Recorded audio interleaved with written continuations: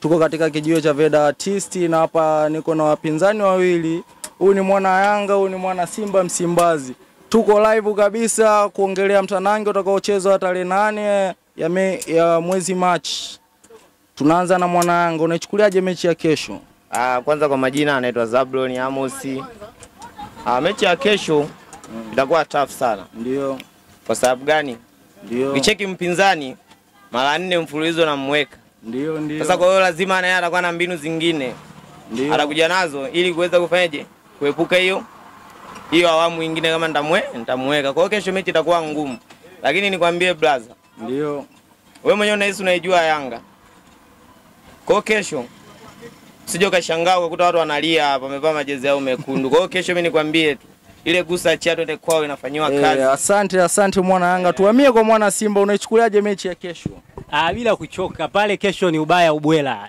Mtu yani Simba hatuwezi kukubali game ya kesho tukasale na watu. Wametuonea siku 2 zilizopita lakini haitothubutu tena, hamna magoli ya kujifunga pale. Yani pale ni moja, tunagusa, tunamwachia ubaya ubwela.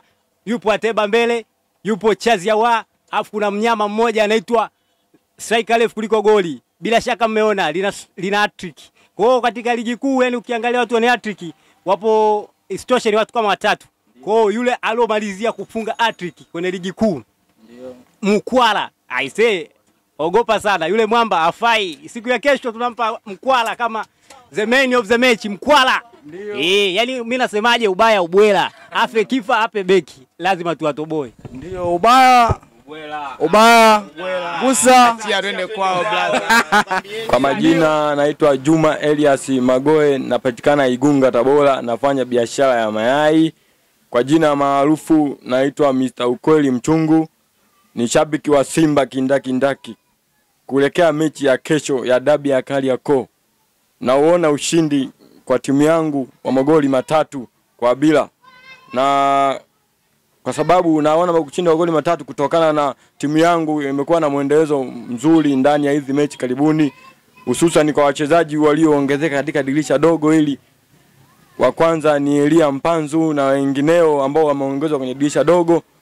Na kesho naona kabisa penalti kabisa inaenda kutokea pale kwa beki wa Yanga kama watamwanzisha Ibrahim Baka. Naona kadi nyekundu kabisa inahusika na penalti kama refa atakuwa makini.